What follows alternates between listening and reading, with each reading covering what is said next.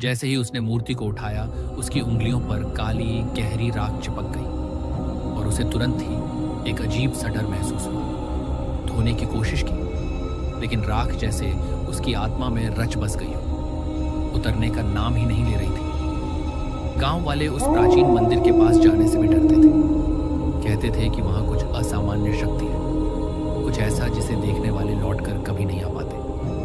लेकिन उसने अपनी जिद से सबको अनसुना कर दिया और मूर्ति अपने घर ले आया। रात जैसे ही हुई, घर में अजीब सी सन्नाटा हुआ। अचानक पूजा की थाली अपने आप गिर गई। उसकी ध्वनि इतनी तेज थी कि वह आदमी डरते हुए कमरे में भागा और फर्श पर राख फैल गई। सिर्फ फैलना ही नहीं, बल्कि किसी अदृश्य हाथ ने पैरों के निशान भी बन गए। उसके मन में डर और बेचैनी का मिश्रण उमड़ने लगा।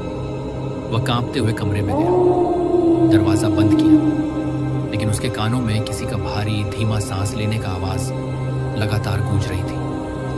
हवा ठंडी और गहरी हो गई, जैसे कोई उसके चारों ओर मंडरा रहा और उसका दिल तेजी से धड़क रहा था। सुबह जब उसने आंखें खोली तो उसके बिस्तर के पास वही मूर्ति खड़ी थी, जैसे रात भर खुद वहां आ गई हो। उसके हाथ कांप रहे थे और उसके मन में डर और गहरा रहा था। उसने याद किया, उसने मूर्ति को दूसरे कमरे में रखा था।